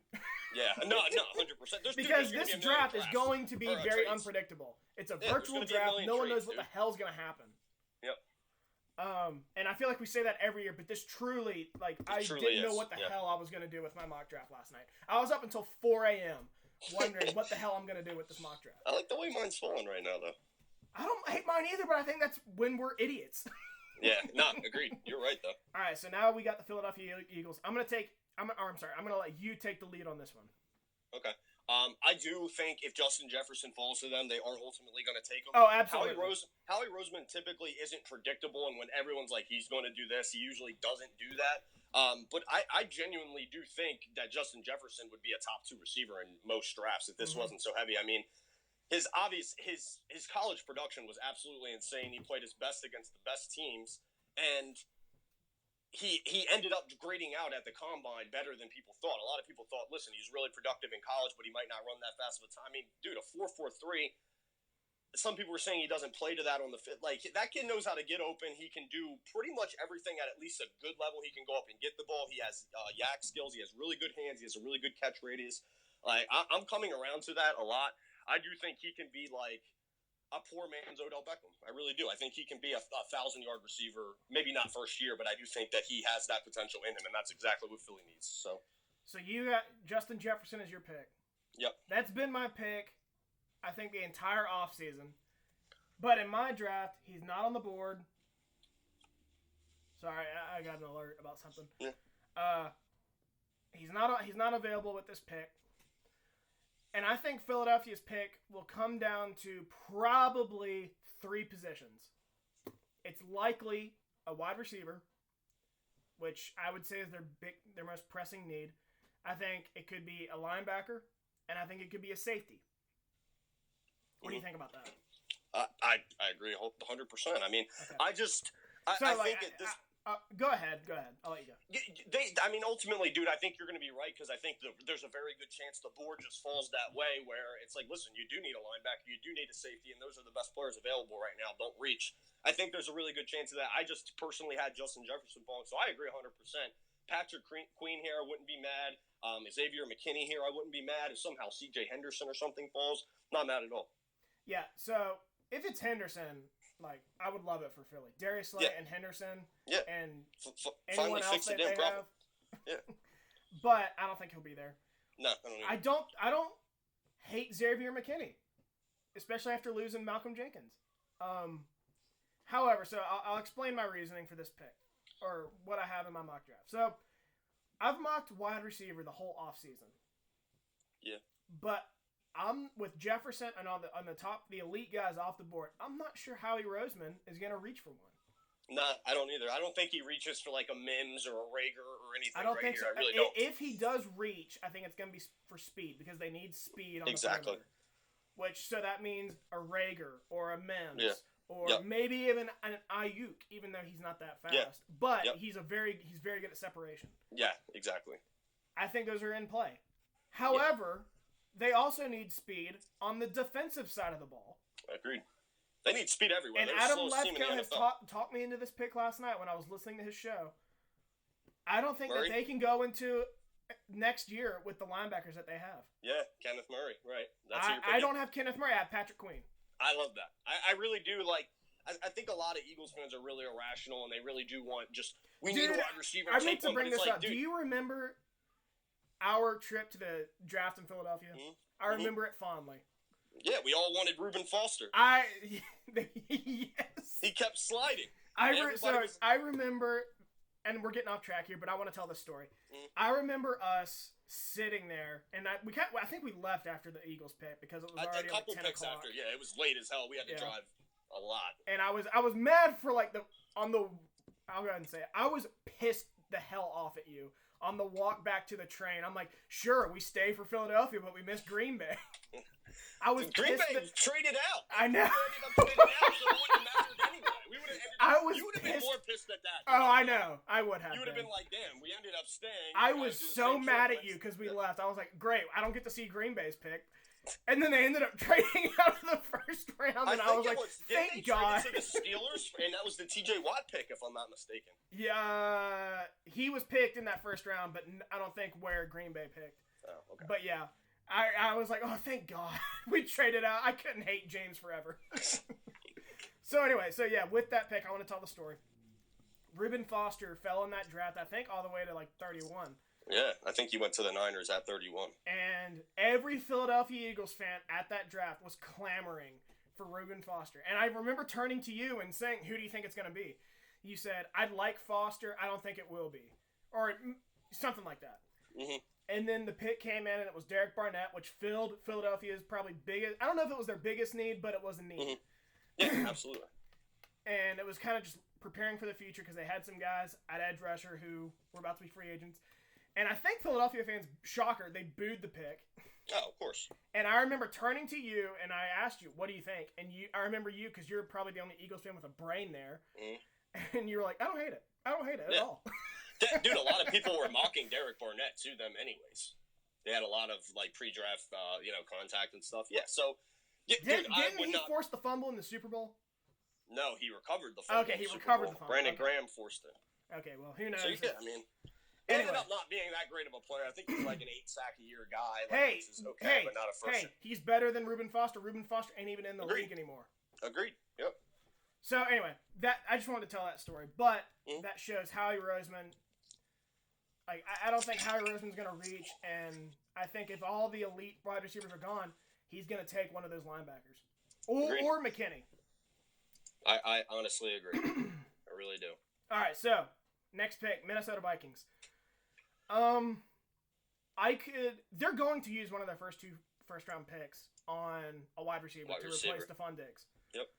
I don't know if it'll be with this pick because there's a player on the board I think Mike Zimmer would love to have, and it's AJ Epinesa, who kind of feels like Minnesota lost both Linval Joseph and Everson Griffin, interior defensive lineman and an edge rusher, and I think Epinesa can play either of those positions. And I think Mike Zimmer would love to have a guy like that. So I have them I have them taking Epinesa with this pick. The reason I don't have it later is because I don't think he'll be available at 25. I think New England, maybe even New Orleans, scoops him up. Okay. Yeah, I don't hate that pick whatsoever. Minnesota's got a lot of holes to fill. They had a lot of roster turnover. They lost a lot of players. Now, I think really good chance they go wide receiver here too. Now, like you said, they might end up just waiting because they think they can get the same guy a little bit later in the first. I think they take a player that's extremely, extremely, extremely similar to Diggs and Denzel Mims. I think that's perfect comp for him. I think they're literally almost the exact same player. And I think they take Denzel Mims. Except Denzel Mims has about 4 inches on him. Well, I mean, I'm saying they're both lanky guys. They're not necessarily really good yak guys, but they're both freaking fast as hell. I think that's a good pick there for them. I do. That's my pick. That's final answer. That's not bad because that would give them two really good, fast perimeter players in Thielen and Mims. I wouldn't hate that at all for them. I would hate it as a Green Bay fan. Oh, shit. God damn it. Ian Rappaport. I just see Dolphins trade number 5, and I'm panicking. And then it says, if the Dolphins trade. I'm like, fuck off, Rappaport. So you have Denzel Mims. God, I would hate that. Because I think Mims is going to be a good player. Yeah, I do too. New England. If Jordan Love is even available at this point, I still don't think they take him. I think that they are content with Jarrett Stidham. You think so? I think they're content. Every rumor has been Belichick's fine with Stidham. They signed Brian Hoyer, good veteran to have. I don't think they'll take Love if he's here, even if he's here. Yeah, that wouldn't surprise me. If Love is there, I do think they take him. I would say that's almost a guarantee. I think tight end is something they really need. Is too high here to pick. Yeah, I don't. Cole Kmet's the only pick, and I still think that's too high. No, it's not going to be. I think there's a chance they trade out at the quarterback spot, but I'm going to give them a linebacker. I think they really do need a good sort of quarterback in the middle of that defense again. Like they had a really good pass defense last year because they have really good defensive backs, but they weren't really good in other aspects of the game. Now it's a passing league, so obviously if you're really good pass defense, you're usually a pretty good defense in general, but they could use someone else. So I'm going to give them Patrick Queen. For the middle of that defense, I think that's a sort of a wonky pick. It's a little bit weird, but I do think that isn't a bad pick, to be honest with you. So, all right, so we're on the same page here. Because I have them also taking a linebacker and Kenneth Murray. That seems like such a Belichick pick because Murray just seems like a guy with a high motor. Like no one says any bad things about him. Yep. He just seems like a guy who just can cover the field. And New England needs a guy like that, especially after losing Kyle Van Noy, who wasn't that kind of player, and they need that kind of player, and they need to replace him. So I have Kenneth Murray here, but I could also see a quarterback potentially. I could see a tight end. I don't think it'll happen. I don't think Belichick will reach for one. I don't think offensive line, even though they could probably use one. It could be a defensive lineman. I could see a Yetur Gross-Matos. Same. It could be a linebacker, and they just brought back their secondary. I don't see that happening. I think it's going to be a linebacker, quarterback, or defensive lineman. Mm-hmm. Maybe a wide receiver. Okay, I don't hate that. All right, so next up, New Orleans. I think this is these are one of these teams where they can have sort of a luxury pick. I'll say this: I wouldn't be shocked if they trade back. They only have 5 picks in the draft. Well, that and I feel as though they don't have a lot of gaping holes on their team. So I do think they also, and if the board has fallen the way that it both has for the both of us, or it has for the both of us, they're kind of like Dallas. They're SOL right now. Yeah, exactly. So I think ultimately, since they could go a lot of different ways here and things like that, they're just going to take a position that has high value, and they're going to go. Honestly, they could use their draft picks just because they have a lot of key players that are going to be free agents the next few years. And they just can build depth with those picks. I wouldn't be shocked if they trade back. And that's what I think they're going to do. So I think they go defensive end, and I think there's a really good chance they could go Penza here, but I do think they go Gross-Matos from Penn State. Okay. I think they need a speed rusher a little bit more than an edge setter, which is what I think a Penza would be a little bit more. I think Gross-Matos has a chance to be a higher sack. That's also best player available. Yeah, exactly. So that's just sort of which New Orleans has done a very good job of the last 3 years. Exactly. That would be. So you have Epinesa or Epenza, whatever his name is. Yep. You have Patrick Queen to New England, right? Yep. All right.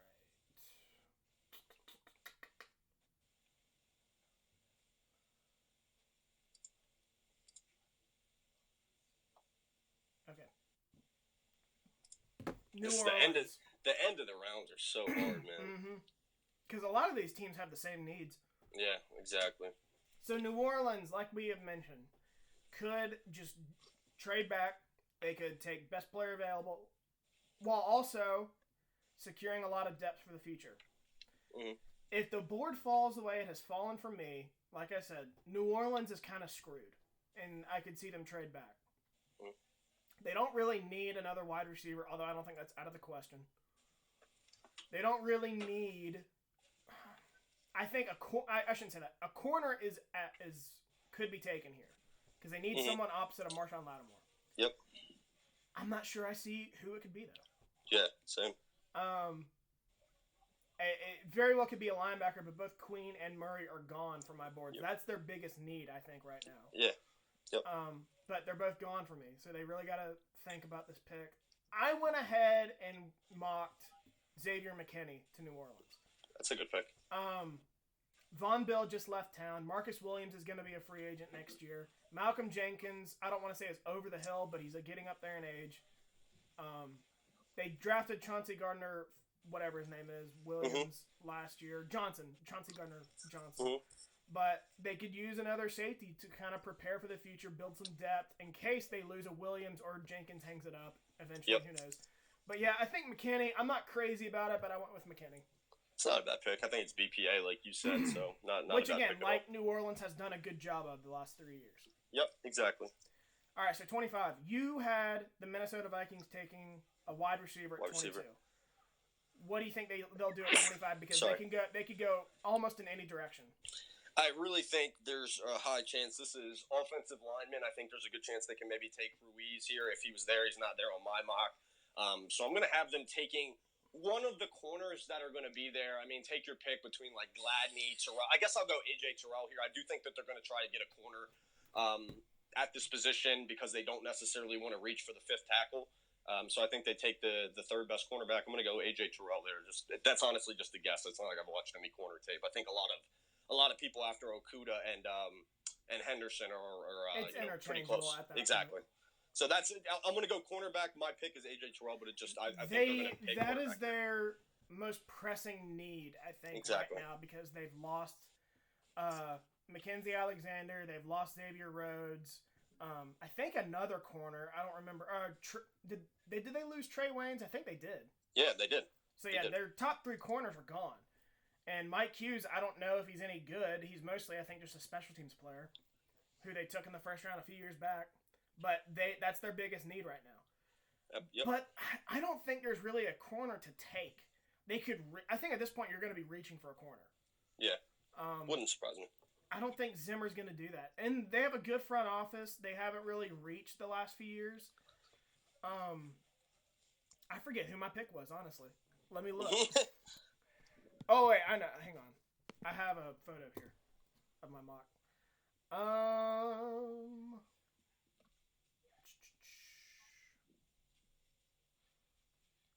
Dead air.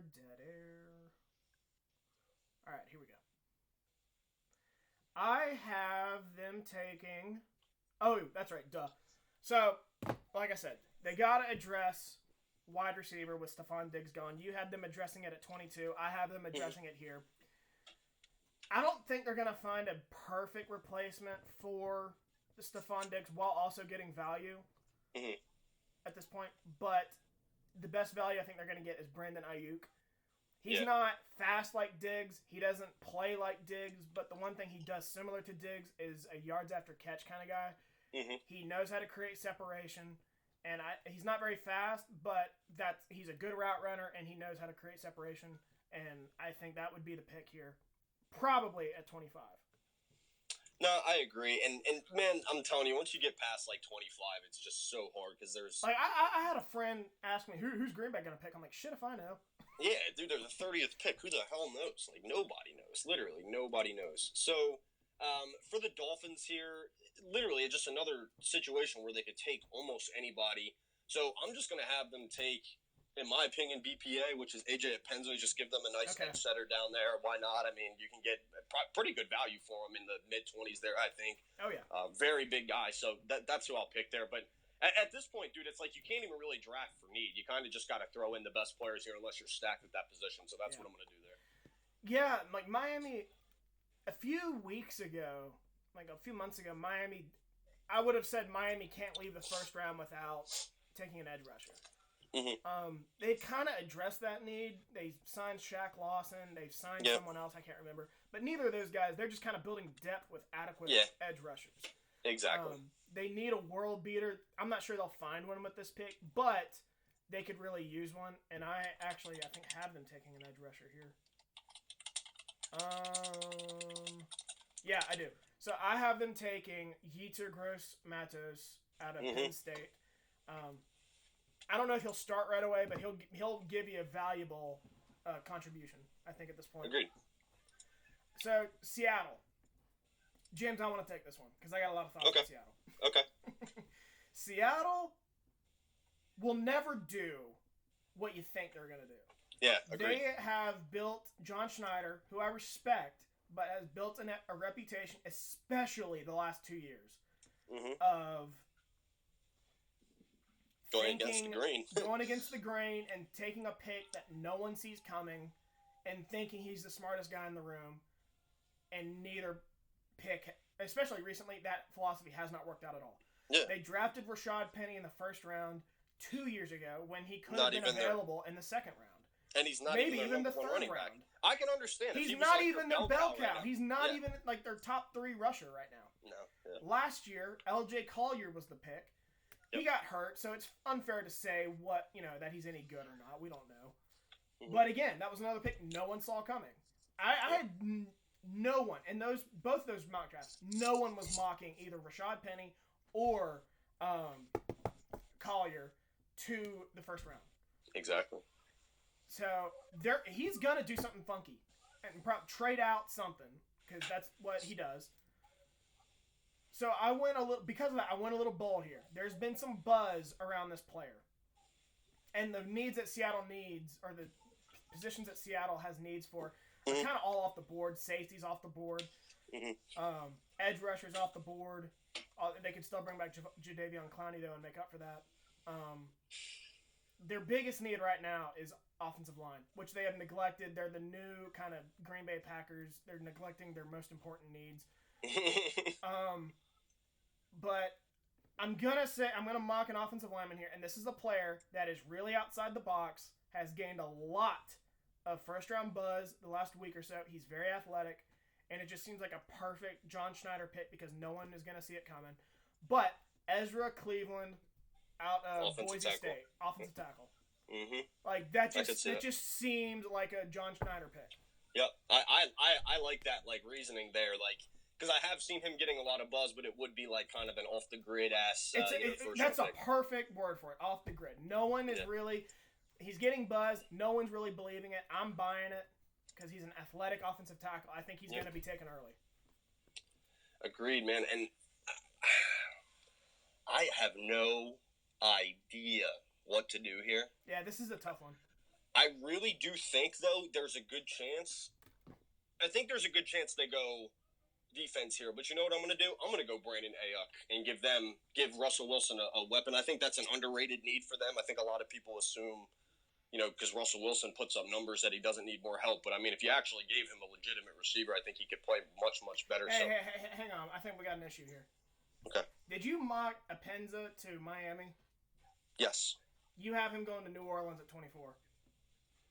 Oh, shit, I'm tripping. And I said Matos to them. Gross-Matos to them, yeah. Because I remember I thought you said Apenza. Because I remember they said they wanted a speed guy instead of an edge setter. Oh, you meant New Orleans. Yeah. Okay. And Apenza goes to the Dolphins. Okay. All right. You might be saving your ass, but I'll take your word for it. Nah, go back and look at the tape. I said Gross-Matos because I remember you said that fills a need for them, and I remember I said I wanted a speed guy instead of an edge rusher or an edge setter because Apenza's 6'9". He's not that fast. He's just huge. All right, so Seattle, you're taking Ayuk. Yep. Yeah, I kind of agree with you about that's an underrated need for them. DK Metcalf is good. I think that could be a legit wide receiver one. But I don't buy Tyler Lockett. I think he's mainly just a really good special team. He's a gadget player, yeah. So yeah, I think that's a very good possibility at this point. And it is a little bit off the grid, like what John Schneider likes to do. Yep. Great. So Baltimore. I think I have an idea who you have mocked to Baltimore, but I'll let you go. I really, really, really, really wanted to send Apenza there because I think he's a very good replacement for Terrell Suggs. But I don't know, man. I think there's a really good chance they take a DeAndre Swift if he's still there or something like that. Dude. I don't hate that thinking at all because they could use another running back outside of Mark Ingram. However, they're not going to take one in the first round. So I do think that they're going to go defense like they usually do, and I think that there's a chance that they go like I don't like these picks, man. One of those corners or one of those safeties, and I think that they could also go offensive line, but I don't think they reach at this point.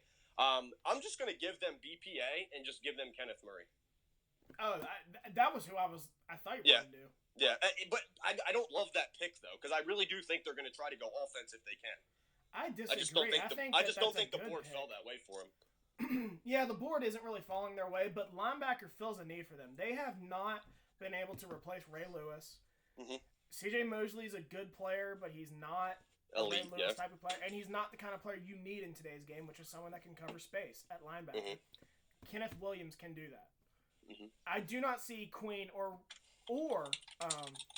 Murray falling past Baltimore at 28. Yeah, agreed. So, my turn now. I think they could also use a wide receiver.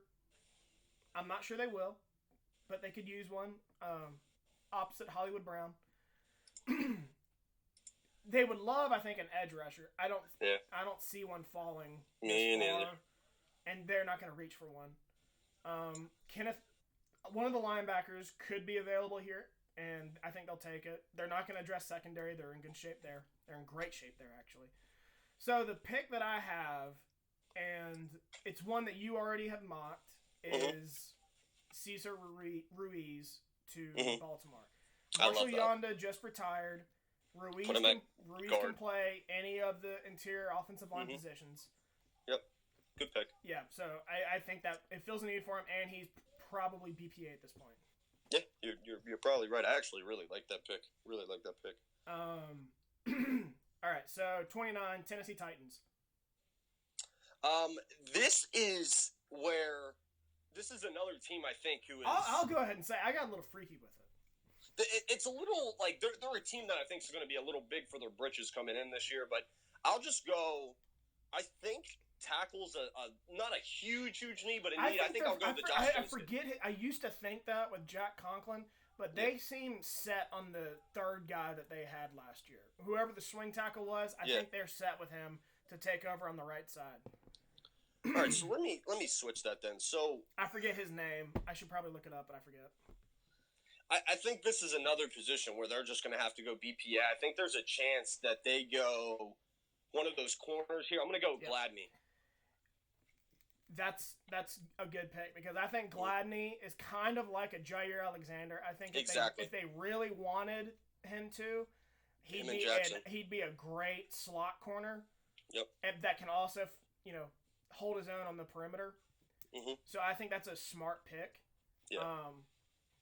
And it also, both of us, I think, have just typical Mike Vrabel picks.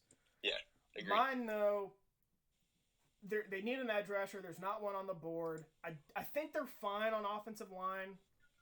Not that I think that they're fine. I think they think they're fine. Okay. Makes sense. So that leaves corner or interior defensive line with Jarrell Casey out of town. They just traded him. But I'm not sure they'll pull the trigger on a corner. Even though I've said the whole draft that a team is going to pull a trigger on a corner. Mm-hmm. I could definitely see that happening. I think it's going to come down to corner or interior defensive line. Yep. And I went interior defensive line. I know that they addressed that position last year with Jeffrey Simmons. He didn't play much, and now Casey's out of town. They got to find a replacement for him. So I went with Ross Blacklock out of TCU. Not bad. I got freaky with it. I like that.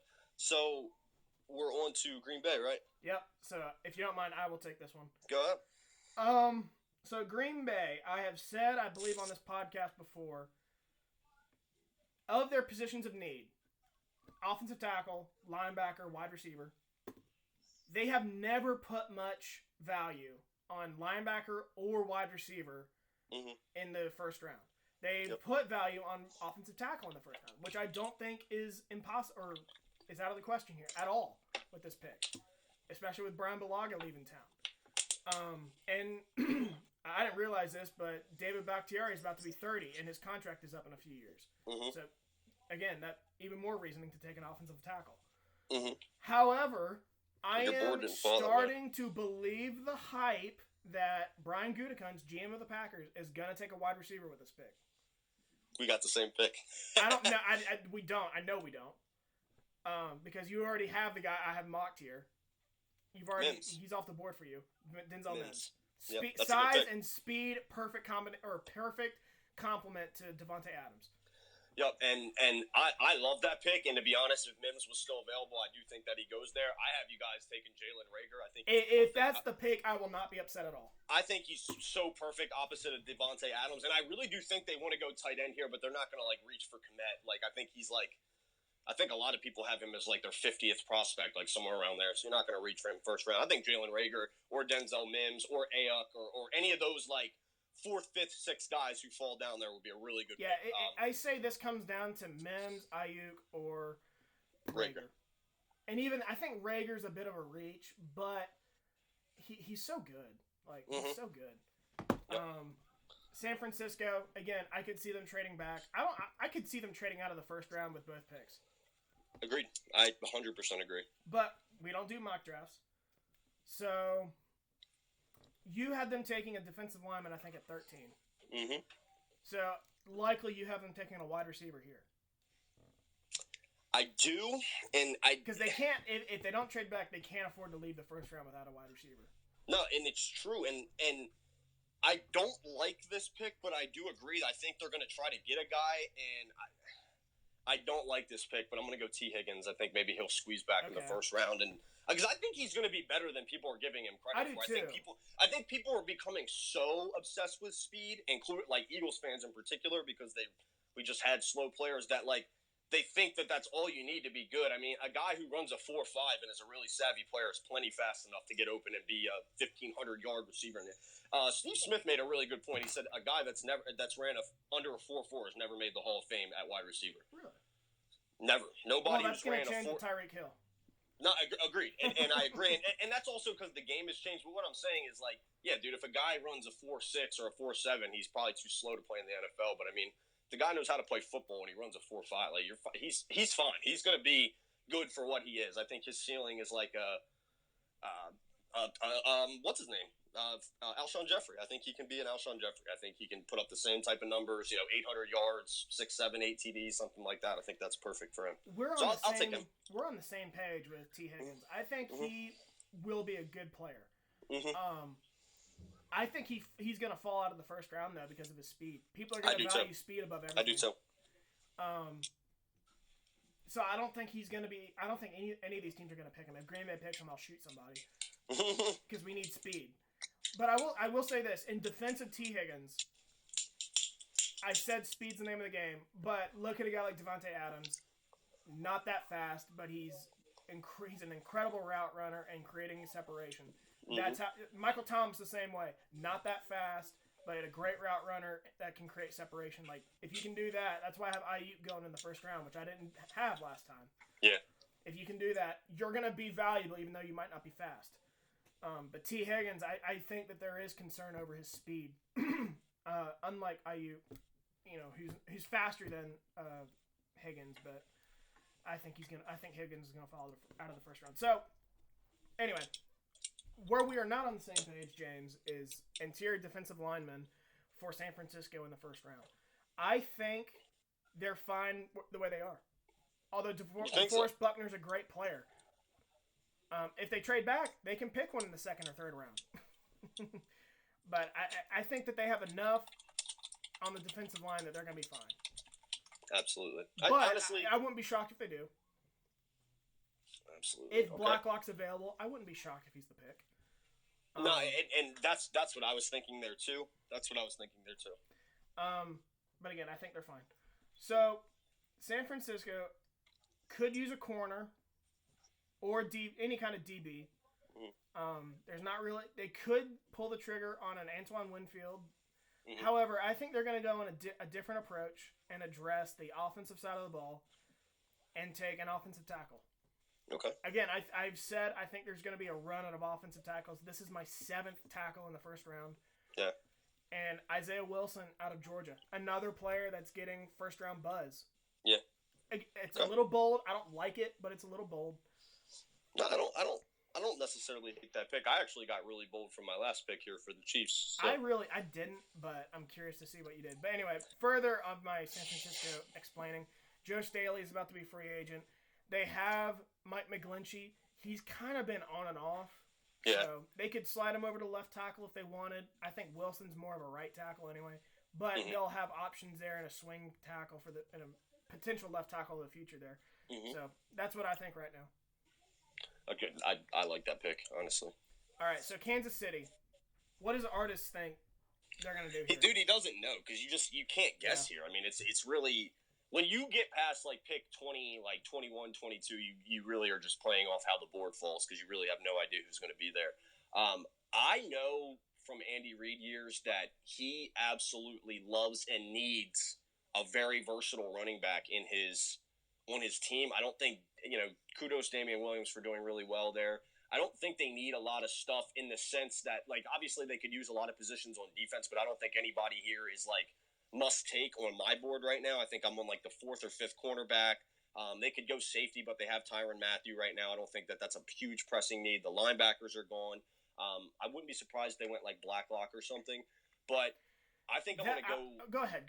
Sorry. I don't know how to pronounce his name, but I'm going to go the running back from LSU, the guy who's really good at catching the ball. Like, Andy Reid needs that type of player, and I think, honestly, if they gave Patrick Mahomes a legitimate, elite running back, like, I mean, obviously, but, like, if he can get a legitimate pass-catching and run between the tackles running back behind him, besides Damian Williams, who I don't think's that good, I mean, I think they can literally score, like, 40 points a game. So you have 2 running backs in the first round. The way that my board ended up falling, because, like, we got down to the end here, and I'm just like, who the hell are the Chiefs going to take? And I'm sitting here knowing what I know about Andy Reid. He hasn't had a really good, versatile running back since Jamal Charles left there. Yeah. And he loves that type of player. I mean, he really does need one. And I honestly think Jonathan Taylor is probably the better running back overall, but I don't think he's as versatile. And I could be incorrect there, but I think that's just the way I'm looking at it. And I just think ultimately Andy Reid's just going to sort of salivate over a player that he can, get the ball out of Patrick Mahomes' hands quick and just sort of create a little bit more of a tempo offense as opposed to hitting those deep, deep tight end and wide receiver routes a lot. So like I said, I was up until 4 a.m. last night trying to come up with a mock draft that I liked. I texted you last night at 12:49 a.m. I got a pretty bold mock draft, LOL. Then I changed it after that. So you said Clyde Edwards-Helaire. Right now. Yeah. So the pick that I originally had here last night when I texted that to you was Jonathan Taylor. Okay. Because I want to go ahead and say I don't think Swift is the first running back off the board. There might be a running back taken in the first round. I don't have one mocked. I think there will be. I don't think it's going to be Swift. I think it's going to be Taylor or Clyde Edwards-Helaire. If I can tell you one thing, if Swift is there, I think the Chiefs take him. Pretty good chance. And I'm glad you brought that up because Kansas City has been linked to running backs with this pick. Yep. And Clyde Edwards-Helaire is one of them. Yep. I don't think it's out of the question. However, I didn't do it, but I want it to be known. Watch out for it. Yeah. Because they can also, I think they can also address the offensive line. I've kind of depleted the board with offensive linemen so far. Yeah. So I think that they'll just wait. They could go running back, which we talked about. However, I don't think Kansas City's too well run. I don't think they'll use a first round pick. Even though there's been buzz, I don't think they'll do it. They might trade back to like 40 or something because the Rams seem like a team who will trade up to get a DeAndre Swift or somebody. But I think Kansas City's fine with trading back, then possibly taking a running back in the second round. Okay. I don't think they'll do it. Veach is a good GM. He'll figure out something. Exactly. Agreed. I don't think it's impossible that they address defensive line since Chris Jones doesn't have a contract extension yet. Yeah. However, they've got some guys I think that they like already. Derek Nottie and I don't even know how to say his name, but the guy out of Villanova, I think, Capasignon or whatever. Yeah, I know you're talking about. Yeah, I don't know how to pronounce his name. So I think they're fine there. I thought about Blacklock at first, but changed my mind. I think that's who I had my first one. Yep. So linebackers are off the board. That leaves secondary, and I think the pick has to be a corner with this pick. Mm-hmm. You've already depleted your board with corners. Yep. Yeah. I have just not. These last two picks, I think, is when you could see like. This is why I said when we were doing the over unders to watch out for the over on corners. Yeah. Because absolutely. These 3 of these last 4 picks need corners. Tennessee, San Francisco, Kansas City. This is where I think like we'll go to 28 and be like, oh, it's gonna be the under on the corners, and then bam, bam, bam, like there's 3. Yep. So I got corner here, and I think Jeff Gladney would be a perfect. I don't have him mocked here, but I think Jeff Gladney would be a perfect replacement for Kendall Fuller. Just kind of a guy that can play any position. However, versatility. Yeah, versatility. However, I went with Trevon Diggs out of Alabama. I love that. There's buzz. He's going to be a first-round pick. Yep, exactly. I was going to say I saw the same thing. I've seen him go as high as like 18 and shit to the like they brought back teams, brought back Bashaud Breeland. That's a good start. Now get the other side locked down, and you can do that with Trevon Diggs. He's a big corner. That's going to be valuable at 32. Mm-hmm. Agreed. Although don't watch out for Jeff Gladney. Absolutely. All right, my man. I think we've done a pretty good job. No, I like my mock draft. I'm not crazy about it. I know I'm going to be like 98% wrong by the time it's all said and done. Yeah. Let's see who gets the most first rounders again. So I love that. I can't remember if we did it last year. I know we did it 2 years ago, and I think you beat me by 1. No, I think we did it both years. If I'm did not we mistaken. do it last year? I don't remember. I really don't, because last year I was so hell bent on seeing Avengers Endgame that I went to go see it the night of the first round last year, and I remember getting like text alerts, which I thought, like, you know, in a jam-packed movie theater, I thought people were gonna kill me, especially for Avengers Endgame. My phone, you know, you just see my phone blow up with who people took, and I would be like, oh, okay, you know, whatever. And then Green Bay took Rashawn Gary, and I was like, that threw me for a loop the entire movie, and I'm like, why would we take Rashawn Gary? I think he's a good player. You know, we were fighting Thanos. Rashawn Gary. I don't know how I feel about that one. and look, and I think it'll be a good pick. We'll see, but he's behind Zadarius Smith and the Smith brothers, I should say. But yeah, there was something else I was gonna mention. Anyway, I know what we're talking about. We're talking about mock drafts and see how it goes. I'm pretty sure you beat me 2 years ago. Yeah. I don't remember how, but I'm pretty sure you did. I don't remember us doing it last year. We could have. I might have it somewhere, but I don't remember. But I think last year I think was probably my best one. I think I got like 6 picks right. Like 6 out of 32, which sounds horrible. It's not bad. That's not bad. No. This year I'll probably get 3. I think the top 3 picks I'll get right. After that, it's a crapshoot. Yep. Especially when random ass picks come in and then it fucks your entire board up. So exactly. You get some random corner that you don't even know much about, like the 20s, and it just ruins everything. So I want to go ahead and say I'm sorry I kept you here this long. We're probably going on an hour and a half. Yeah. Okay. Longest show in a while, but we both love the draft. Yeah, that's why I didn't care. So it's no big deal. Anyway, hope quarantine's going well. I want to say I'm going to try to do a live show tonight. I'm going to get this out on YouTube as soon as I can. Mm-hmm. I'm going to try to do a live show tonight for the first round. You've already said you're out, though. Because I have some company coming over for the old draft here. So my bad, dude. You're going to send me, I'm sure, commentary throughout the draft via text. I'm going to try. I think I have a friend lined up. If not him, maybe I can get someone else. If not, I'll bite the bullet and just do it myself, even though I loathe to do that. It'll just be me here, probably on my phone. You know, I do have to work tonight, but with my phone on, I don't know. Yeah, I'll definitely be texting you the whole time, buddy. Yeah, I think like I said, I think I got a friend lined up, but I don't want to go another draft. We didn't do it last year again because I was seeing Endgame. I wanted to see that, But I think we got to do a show tonight. This is a really good draft class. All right, brother. All right, my man. Take care. Good to talk to you. Later. Later.